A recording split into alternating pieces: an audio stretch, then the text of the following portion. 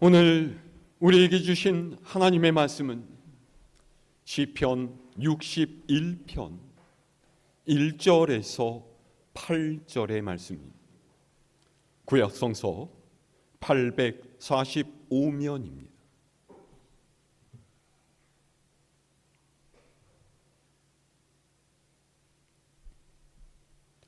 봉독하겠습니다. 하나님이여, 나의 부르짖음을 들으시며 내 기도에 유의하소서. 내 마음이 약해질 때에 땅끝에서부터 주께 부르짖으오리니 나보다 높은 바위에 나를 인도하소서. 주는 나의 피난처시요 원수를 피하는 견고한 망대이심이니이다. 내가 영원히 주의 장막에 머물며 내가 주의 날개 아래로 피하리이다. 주 하나님이여, 주께서 나의 서원을 들으시고 주의 이름을 경외하는 자가 얻을 기업을 내게 주셨나이다. 주께서 왕에게 장수하게 하사 그의 나이가 여러 대에 미치게 하시리이다. 그가 영원히 하나님 앞에서 거주하리니 인자와 진리를 예비하사 그를 보호하소서. 그리하시면 내가 주의 이름을 영원히 찬양하며 매일 나의 서원을 이행하리이다. 아멘. 어떤 곳에 있는 한 스승이 그를 따르는 제자들에게 딱 보고서 평화를 떠올릴 수 있는 그림을 그려와 보라고 시켰습니다. 그리고 제자들은 별 어려움이 없이 금방 몇 개의 그림을 그려왔죠. 그 그림들의 대부분은 맑은 하늘과 피어오른 구름 사이로 날아가는 새들, 넓은 푸른 초장에서 한가롭게 풀을 뜯고 있는 가축, 그리고 아스라이 보리는 높은 산들 아래로 맑은 호수가 펼쳐져 있는 그런 그림들이었습니다. 어떻습니까, 여러분? 여러분, 이런 그림들을 보시면서 참 평화롭구나, 그렇게 감탄하실 수가 있겠습니까? 그런데 제자들의 그림을 본 스승은요, 이런 것들은 평화가 아니다 라고 말했어요. 뜻밖의 말에 제자들은 모두 조용해졌죠. 제자들을 한 바퀴 둘러본 스승은 말을 이어갔습니다. 이런 평화는 폭풍이 한 차례 불어오면 모두 날아가 버린다. 그러니 잠깐은 평화로울지 몰라도 곧 낙심을 낳을 뿐이에요. 그러던 그때 스승의 눈에 그림들 사이에 그려져 있는 한 그림이 눈에 들어왔습니다. 그 그림에는 몰아치는 태풍 속에서 어미닭이 병아리를 품고 있는 모습이 그려져 있었죠. 스승은 그림을 집어들고서 말했습니다. 봐라, 이것이 바로 평화란다. 제자들은 의아한 얼굴로 스승에게 질문을 했습니다. 스승님, 어째서 태풍에 금방 날아가 버릴 것 같은 이 작은 새들을 보고 이것이 평화를 나타낸다라고 하십니까? 스승이 대답했습니다. 평화란 상태가 아니라 관계에 있다. 상태로서의 평화는 상황이 나빠지면 깨져버리지만 관계로서의 평화는 끔찍한 상황에서도 쉽게 무너지지 않는 법에 더욱 견고해지는 것이지. 관계를 통해서 서로를 의지할 때 우리는 어떤 힘들고 어려운 상황이라도 이겨낼 수 있다라는 것을 기억해라. 스승은 태풍 속의 어미닭과 병아리의 모습에서 평화를 보았습니다. 그리고 이런 평화야말로 어떤 어려움도 넘어설 수 있게 한다는 것을 제자들에게 가르치고 싶었죠. 서로 사랑하는 관계, 서로를 믿는 관계, 그래서 서로에게 헌신하는 관계가 진정한 평화와 힘을 낳는다라는 것을 이야기하고 싶었던 거예요. 우리의 인생이 그렇습니다. 늘 맑고 따뜻한 날만 계속되면 좋겠지만 때로는 먹구름이 끼고 소나기가 쏟아질 때가 있습니다. 심한 비바람 때문에 눈도 뜨기 힘든 때가 있고요. 벼랑간 내 힘으로는 막아낼 수 없는 폭풍이 몰려와서 내가 소중하게 여기고 아끼는 것들을 한순간에 쓸어가 버릴 때도 있습니다. 갑자기 찾아온 심한 질병에 몸과 마음이 가라앉고요. 물질적인 큰 손해로 인해서 궁핍함 속에 허덕이기도 합니다. 모든 열정과 노력을 기울여서 애써왔던 이들이 그만 실패로 돌아가서 좌절하게 될 때도 있고요. 사랑하는 사람들과의 이별로 찢어질 듯한 마음의 아픔을 느낄 때도 있습니다. 그럴 때 우리를 고통과 불안, 낙심과 절망에서 일으켜주는 힘이 무엇입니까? 변함없이 나를 버리지 않고 나를 붙들어주는, 나를 사랑해주는 한 사람이, 탈출구가 보이지 않는 인생의 막바지에 몰릴 때라도 나를 믿어주고 격려해주는 그 한 사람이 있기 때문에 우리는 오늘도 힘을 내어서 살아갈 수가 있는 것이죠. 여러분에게 그 한 사람은 누구입니까? 그분이 바로 나의 주님, 나의 하나님이시라고 고백하십니까? 오늘 우리가 읽은 말씀은 다윗이 쓴 시입니다. 성경을 보면요, 표제가 다윗의 시, 인도자를 따라 현악에 맞춘 노래 이렇게 되어 있죠. 시편에서 현악에 맞춘 노래라고 된 시 대부분은요, 하나님께 도움을 구하는 내용의 단식 시입니다.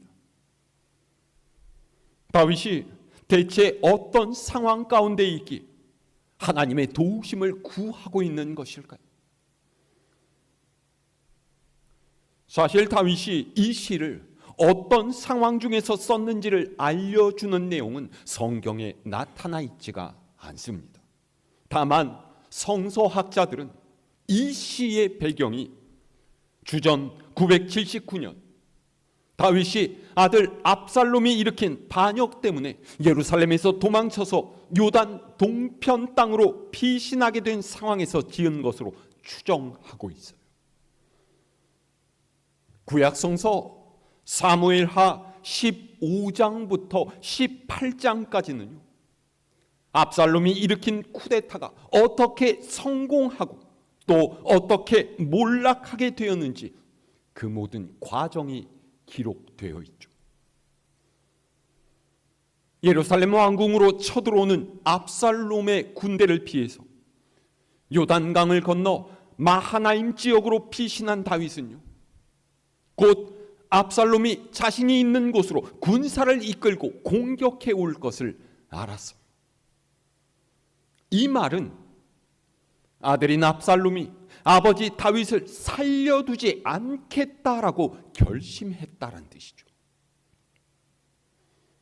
그러니까 자신이 낳은 아들이 자기를 죽이려고 달려든 기가 막힌 상황을 마주하게 된 거예요.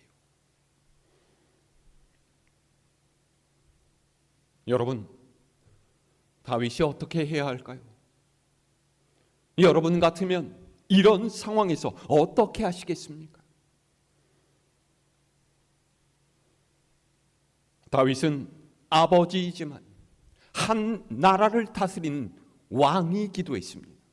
그러니까 아버지로서는 아들에게 자신의 생명을 내어줄 수 있을지는 몰라도 왕으로서는 그렇게 할 수가 없는 거죠. 그렇다고 왕으로서의 입장만 내세워서 반란군을 섬멸하고 수괴인 아들 압살롬을 죽이라고 명령할 수가 있겠습니까? 난감합니다. 이도 저도 하지 못하는 상황이죠.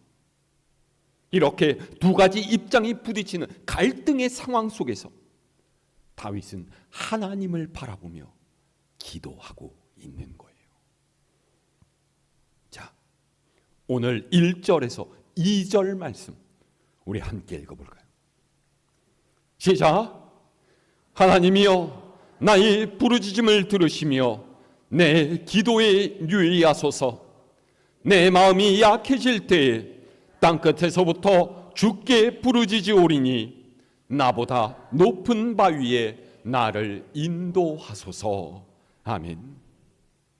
다윗은 하나님께 부르짖어서 기도합니다. 격한 감정을 억누르다 못해 크게 소리쳐서 하나님께 자신의 간절한 마음을 전하려고 하고 있죠. 다윗이 느끼는 이 고통이 얼마나 큰지, 그는 지금 내 마음이 약해져 있다라고 이야기해요. 여기서 약해질 때라는 상황, 마치 죽을 것처럼 마음이 답답하고 무거워서 숨도 제대로 쉬어지지 않는 그런 상태를 의미하고 있어요. 그리고 이런 상황을 그는 땅 끝에 있다라고 표현하고 있죠. 땅 끝이란 지리적으로 멀리 떨어진 곳, 그러니까 사람들에게 버려진 곳을 뜻하기도 하고요. 심리적으로는 아무에게도 도움을 받을 수 없는 고독한 상태를 의미하기도 합니다. 다시 말해서 다윗에게 땅끝이란 단지 땅의 끝, 영토의 맨 마지막 경계선을 가리키는 말이 아니라 인생의 마지막을 의미하는 거예요. 더는 피할 데도 없고 어떻게 더 해볼 수도 없는, 그렇게 몰릴 대로 몰린 삶의 막다른 골목이죠. 한 발짝만 더 밀리면 천길 아래 낭떠러지로 곤두박질치는 절벽 끝에 서 있다라는 말이에요. 그때 다윗은 하나님께 부르짖어서 기도합니다. 뭐라고 했죠? 나를 나보다 높은 바위에 인도해 달라라고 했어요. 여기서 바위란 안전한 피난처를 가리키는 은유적인 표현입니다. 그냥 바위가 아니라 나보다 높은 바위라는 표현을 주목해 보세요. 여러분, 다윗이 누구입니까? 이스라엘의 왕이에요. 백성을 보호하는 군주이죠. 그러니까 백성이 의지하는 이스라엘에서 가장 높은 바위가 바로 다윗이에요. 그런데 그런 그가 자기보다 더 높은 바위를 찾고 있다라는 거예요. 이것은 다윗이 그가 가진 모든 힘과 능력을 총동원해도 헤쳐나갈 수 없는 어려움에 빠져 있다라는 뜻입니다. 스스로를 구할 수 없어서 자신보다 높은 바위, 자신을 구원해 주실 분을 간절하게 찾고 있어요. 그분이 누구입니까? 자, 3절에서 4절 말씀 읽을까요? 시작. 주는 나의 피난처시오 원수를 피하는 견고한 망대이심이니이다. 내가 영원히 주의 장막에 머물며 내가 주의 날개 아래로 피하리이다. 아멘. 다윗은 이제 직접적으로 하나님만이 나의 피난처시라고 고백합니다. 견고한 망대가 성을 보호하는 것처럼 하나님만이 자신을 지켜주실 분이라 밝히고 있죠. 그래서 그는 이런 하나님의 품에 안기고 싶어요. 주의 장막과 주의 날개라는 말이 그런 다윗의 마음을 드러내고 있죠. 주의 장막은요, 하나님께서 계시는 성막을 의미하고요, 주의 날개 아래란 지성소에 보관되어 있는 언약궤의 뚜껑 부분인 시은좌, 즉 속죄 소를 가리킵니다. 시은좌라는 말은요, 은혜를 베푸는 자리, 이런 뜻이에요. 대속 제일에 대제사장은 죄를 지은 이스라엘 백성을 대신해서 이 속죄소에다가 피를 뿌려서 하나님의 용서를 구했죠. 죄로 죽을 백성을 구원해 주시고 그의 삶을 계속 이어갈 수 있게 해달라라는 거예요. 그러니까 시은좌는 하나님의 구원과 은혜가 가장 먼저 임하는 자리. 다윗은 내가 그리로 피하고 싶다라고 하는 거죠.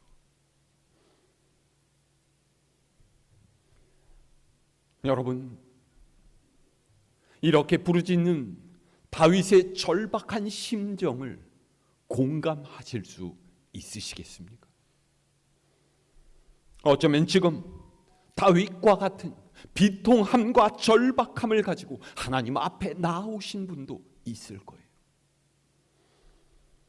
질병의 고통에 시달리며 또는 재정적인 어려움에 빠져서 남에게는 차마 말할 수 없는 가정의 은밀한 문제 때문에, 그리고 뿌옇게 가려져 보이지 않는 내일의 삶을 걱정하면서 답답한 심정으로 하나님께 기도하는 분도 있을 것입니다. 이때 오늘의 말씀을 기억하시기를 바랍니다. 하나님께 이런저런 상황 설명할 거 없이 당장 내게 필요한 단 한 가지만을 구하세요. 하나님, 내 어려움을 아시죠? 하나님, 내 힘겨움을 보셨죠? 내가 힘들어 죽겠습니다. 나를 구해 주십시오. 내가 이 고통을 견디고 이기게 해주세요. 그러면 이것으로 충분합니다. 하나님께서는 우리가 기도하기 전부터 우리의 모든 것을 다 아시는 분이세요. 다만 우리가 이렇게 기도할 때 하나님께서는 우리와 함께 비통해 하시면서 우리에게 필요한 길을 열어주십니다. 우리의 부르짖음에 다윗에게 응답해 주신 것처럼 응답하세요. 분위기가 바뀌는 5절에 바로 이 내용이 있어요. 자, 5절의 말씀 함께 읽을까요? 시작. 주 하나님이여, 주께서 나의 서원을 들으시고 주의 이름을 경외하는 자가 얻을 기업을 내게 주셨나이다. 아멘. 지금까지 고통에 몸부림치던 다윗은 5절부터 자신이 하나님께 받은 응답을 이야기하고 있어요. 그는 하나님께서 나의 서원을 들으셨다라고 했습니다. 여기서 다윗의 서원은요, 나의 평생에 하나님만을 바라며 그분을 찬송하는 삶을 살아가게 해달라는 그런 내용이었을 거예요. 그리고 다윗은 그의 서원대로 언제나 하나님께 소망을 두고 살았죠. 하나님께서는 그에게 기업을 주심으로 응답해 주셨어요. 이 기업이란 보통 성경에서 볼 때는 땅을 의미하지만은요, 오늘 말씀의 맥락을 따지자면 하나님께서 그의 마음에 베풀어 주신 평안입니다. 역사적으로 이스라엘 사람들에게 땅이란 단순한 토지를 뜻하는 것이 아니에요. 아브라함 때부터 늘 방랑하며 떠돌아다니던 유목민족이었던 그들에게 땅이란 안정이고 쉼이고 평안을 의미했죠.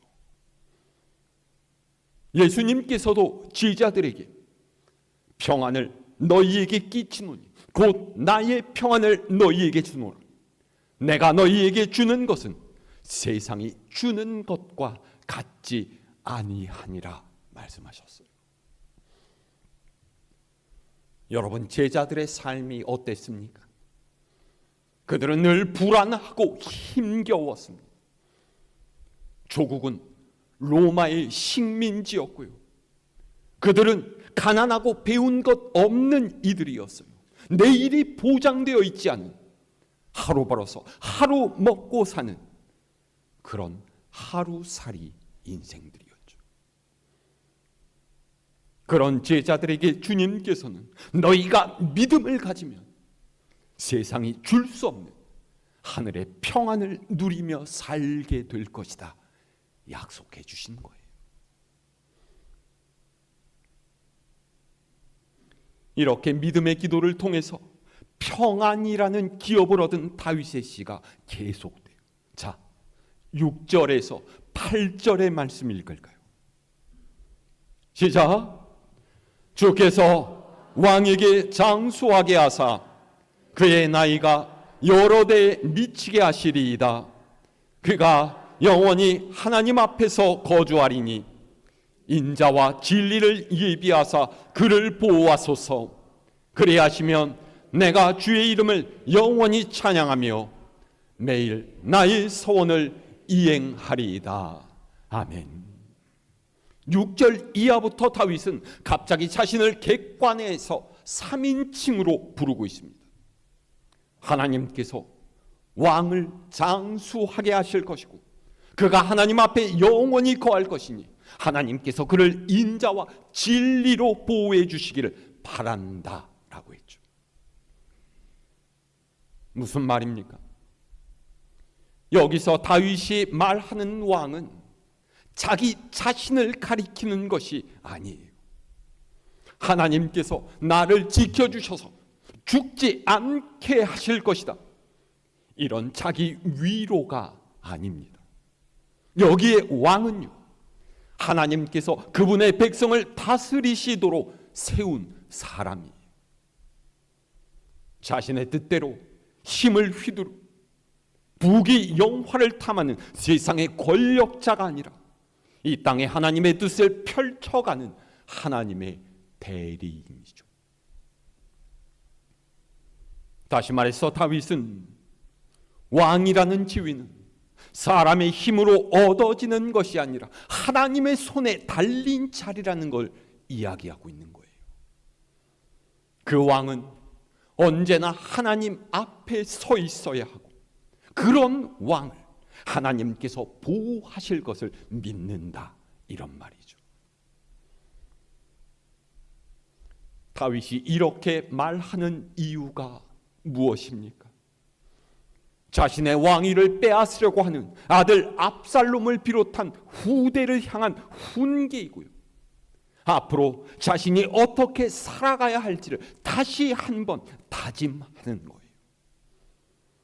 하나님의 인자심과 진리가 왕을 보호해야만 나라의 평화가 있습니다. 마찬가지로 하나님의 은혜와 자비가 우리에게 임해야만 우리의 가정이 평안하고 내 삶의 자리가 안전해지고 내가 낙심하지 않고 소망 가운데 살아갈 수가 있어요. 그러니 여러분, 우리가 하나님께 부르짖어서 구해야 할 것이 무엇이겠습니까? 곤궁한 나의 형편을 아시며 끝까지 나를 붙드시는 하나님의 인자하심이에요. 내 삶의 걸음을 인도하시는 진리의 말씀입니다. 비록 우리가 땅 끝에 있다 할지라도 하나님께서는 그곳에서도 우리를 지키시고 세상 가운데 하나님의 하나님 될 것을 드러내신 믿으시기를 바랍니다. 다윗을 보세요. 그는 말로 할 수 없는 세상의 고통 가운데서도 사람의 힘을 의지하거나 하나님을 바라는 소망을 놓아버리지 않았어요. 나의 기도를 들으시며 형편과 처지에 관계없이 평화를 누리게 하시는 하나님께 부르짖어서 기도했죠. 여러분, 여러분의 마음에 안고 있는 근심과 걱정은 무엇 때문입니까? 여러분, 그것을 이겨내기 위해서 어떤 방법을 강구하고 계십니까? 무엇보다 중요한 것은 나의 간절함을 하나님께 기도하는 거예요. 하나님의 은혜를 바라는 것입니다. 하나님의 인도하심을 구하는 거예요. 그 하나님의 손길이 우리를 붙들 때 세상의 모든 험난한 파도를 이겨낼 수 있다라는 것, 여러분 믿으시기를 바랍니다. 고통과 낙심에 처지해 있을지라도 끝까지 하나님을 의지하고 그분의 인도하심을 구하는 여러분이 되시기를 바랍니다. 자신의 생명을 내어주시고 우리를 구원하신 주님의 사랑이 담긴 십자가를 바라보시기 바랍니다. 하나님께서는 어떤 땅끝이라도 그곳에서 우리를 안으시고 위로하시고 우리의 불안과 공포를 평안으로 바꾸시고 고난과 역경을 넘어서 기쁨을 누리는 역전의 은혜를 안겨주실 줄 믿습니다. 이 한 주간도 어떤 상황에서든 주는 나의 피난처이시며 구원이심을 고백하는 믿음, 세상의 어려움을 이겨내가는 우리 갈보리 교회 모든 교우님들 될 수 있기를 우리 주님의 이름으로 축원합니다.